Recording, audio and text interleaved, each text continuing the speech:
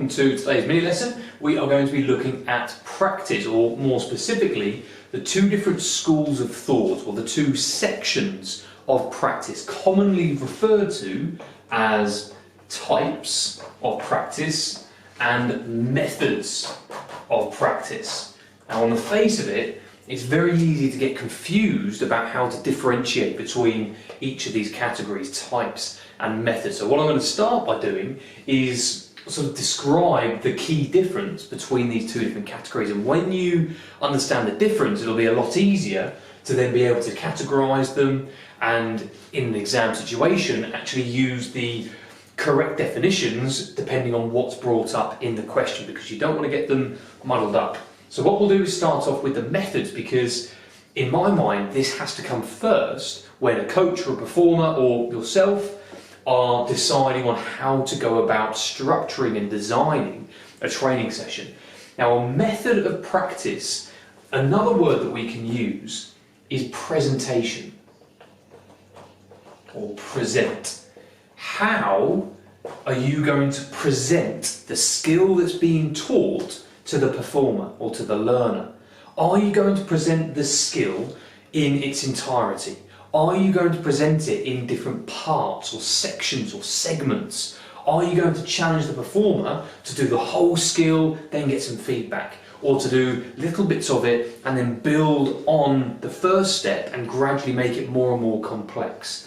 So a method of practice comes down to how we choose to present the skill that we want the performer to be learning.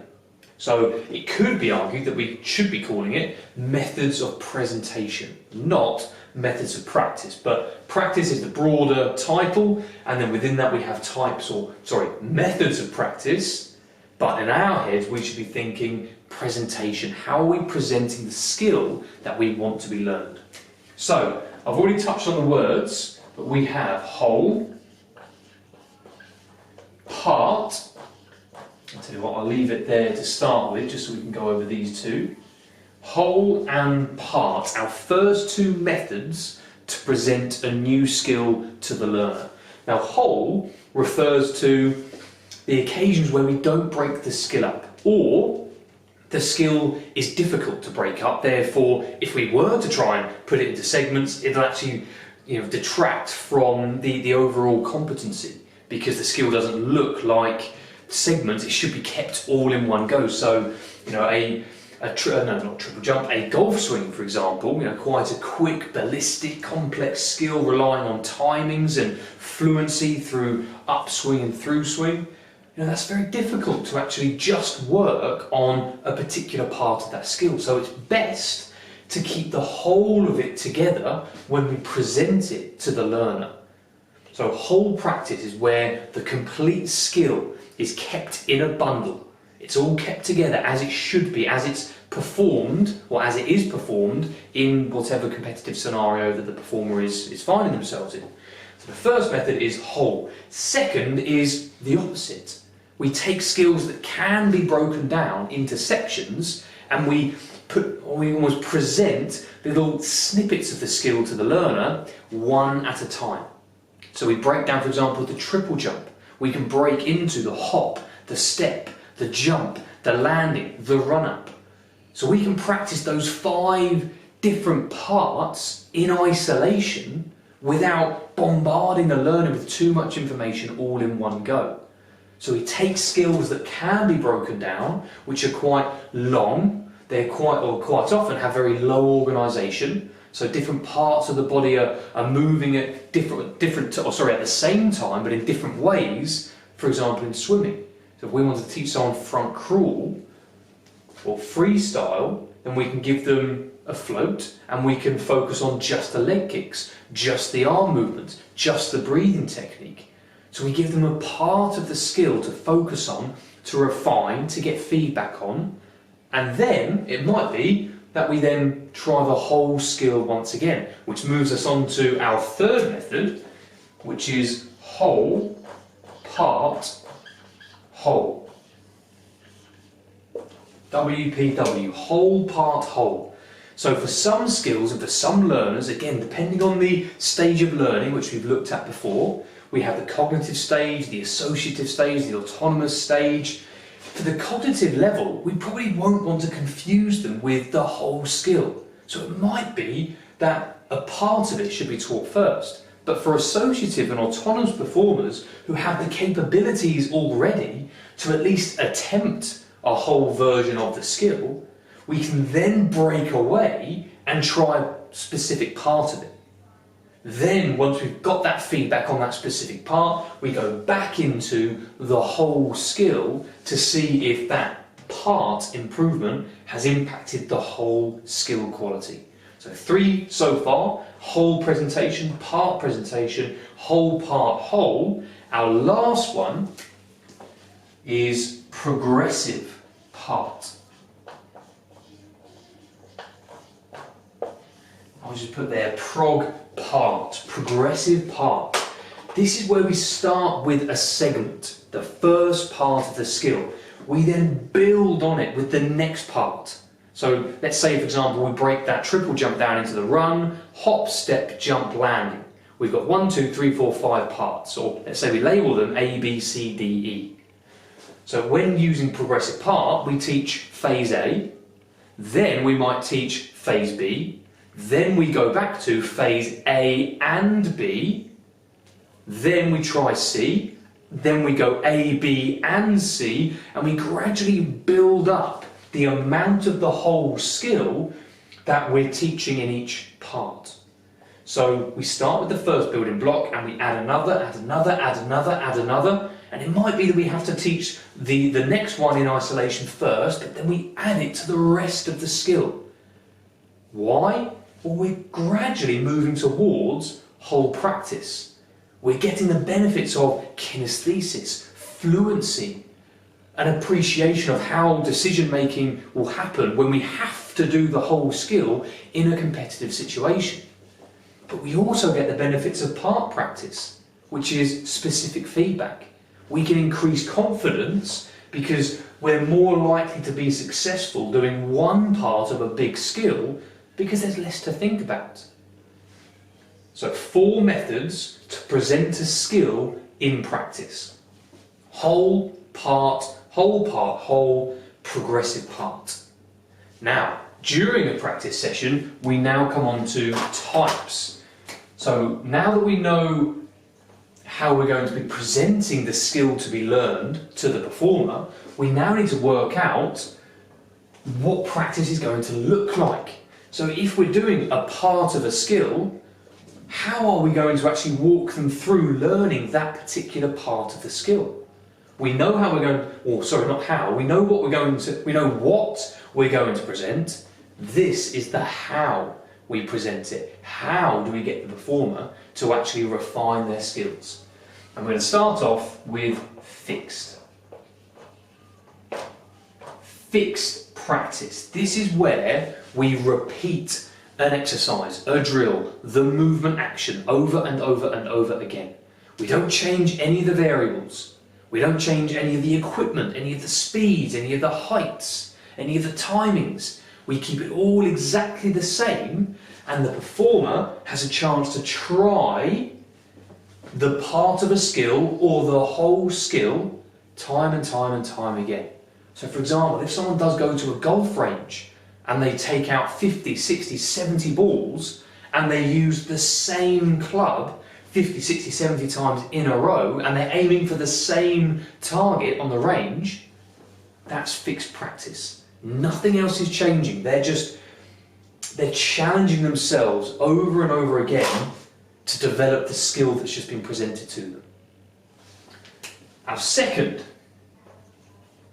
is massed practice. Massed practice. Now this is where we start to, it's similar to fixed in a way because there's a lot of repetition or chance to try the skill, but massed is more for it's to do with longevity. It's to do with longer duration.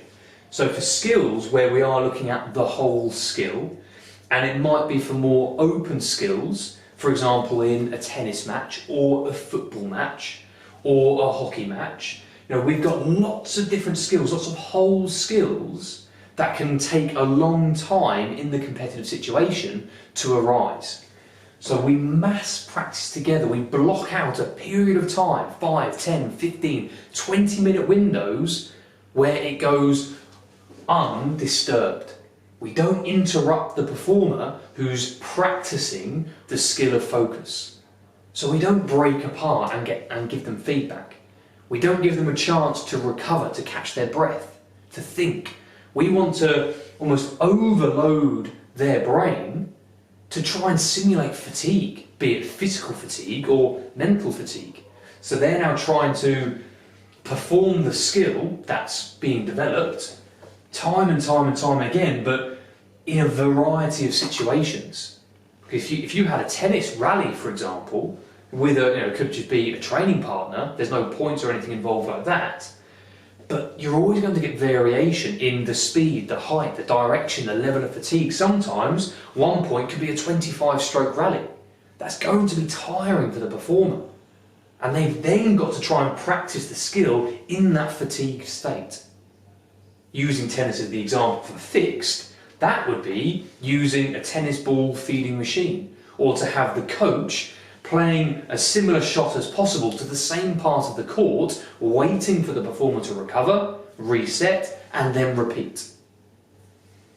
So both of them demand the performer to try and try and try again, but fixed, we're talking more about the variables. The environment doesn't change. We're developing the same skill in the same situation. Whereas massed, we just start the timer, we let practice run, we try and induce fatigue, and then we continue to challenge the performer to practice whatever it is that's being learnt. Next up, we have varied.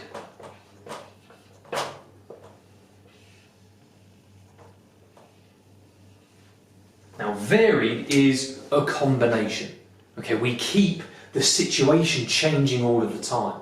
So, if anything, we're challenging the decision-making skills of the performers to be able to work out the current problem that's unfolding in their environment. They have to think quickly on their feet to select the most appropriate solution or the most appropriate movement action as a response, and we keep them on their toes. So, if we go back to that tennis example there, again, it's going to look similar to fixed and massed in terms of its skill after skill after skill. But varied is almost a mixture. It's a variety of fixed and massed. We've got a longer period of time to challenge them in, but we're intentionally mixing up the variables. We're mixing up the environment. We are forcing the performer to change, to try different things, to alter their motor programs. So with that example of tennis, it could be that the ball feeding machine is set to random. So they've got a 10-minute window, massed, where they're developing forehands, fixed, but they're coming up with different spins, different speeds, different heights, different depth in the court, all the while developing a forehand, but the performer is having to think and pick out the trajectory of the ball and then respond accordingly. So varied is its own type of practice, but it has a lot of similarities from the two, fixed and massed. Okay? Our next one that we have is mental. Mental practice. Now this doesn't involve physically trying to do the skill. It's all up here, up in the brain. We're using our imagination to walk through how we think the skill would look and feel, what the timings would be, what the environment would be, the kinesthesis of it all. It's all in the imagination. Now the downside is we're not, like we would in massed, or perhaps varied, we're not getting that physical demand. We're not developing fatigue, we're not improving components of fitness, we're not actually putting the motor program into physical action, which is half of it.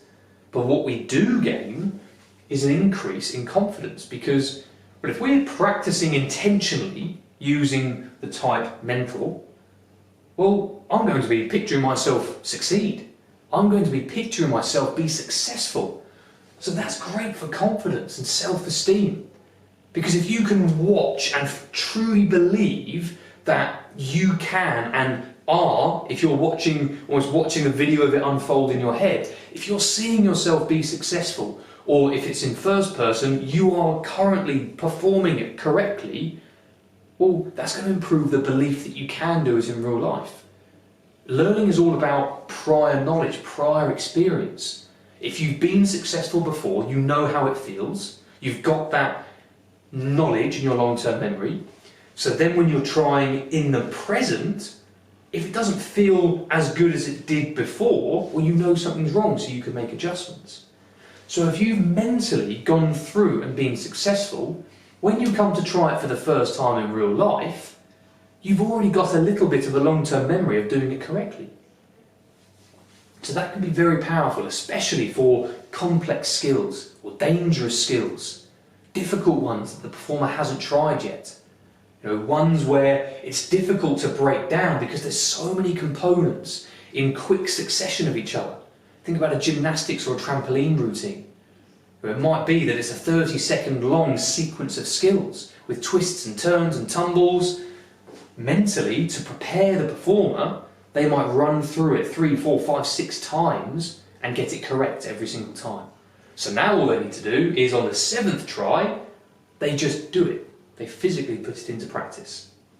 So we've got fixed, massed, varied, mental. Our last type of practice is distributed. Which I'll put that here. Distributed practice. There we go. Now this means that we break it up. We put in periods of rest and recovery, or some feedback session, or some sort of mental reset. We put in periods of time between each attempt at the whole skill, or the part of the skill, or the progressive part, whatever it is. We put breaks in between an attempt. So it's, if anything, the exact opposite of fixed, where we go time and time and time and time and time again. Distributed, we try it once, we stop, we have a think, we get some feedback, we reflect on what worked, what didn't work. We might watch some video footage. We might need to recover physically from it. Let our energy systems and our muscles recover before we try the practice again. Particularly useful for complex, dangerous skills, where that mental reset is so important. During that break, it might be that they then deploy mental practice. They try the gymnastics or the trampoline routine. They do it once, they're tired, it's taken it all out of them. They sit down for 5 minutes, they get some feedback from the coach, they watch the video replay, they think about what they need to do better, they mentally go through it 3, 4, 5 more times. Now they're ready to go for the second time because they've had that time off. And that is practice. The two categories where we have the method of presentation or the methods of practice. This is how we decide to deliver the skill. Whole progressive part. Then we have the types of practice. How we can then take that nugget that we're trying to teach someone and we decide how we go about delivering it. Do we fix it again and again and again, no variation? Do we mass it, where it's just a timer is set and they can just go through it and we try and induce fatigue? We allow the openness of the environment to unfold, to challenge the person to think on their feet. Do we vary it, which is a bit of a combination, where we use some repetitive techniques, we use some time-bound activities, but again we try and keep the options open for the performer. We challenge their decision-making. Mental, it's all happening upstairs. They're thinking themselves through it. And then distributed. We try it once, we take a break, we get some feedback, we recover, then we try again. And that is that. So I hope you enjoyed that mini lesson and I look forward to seeing you again soon.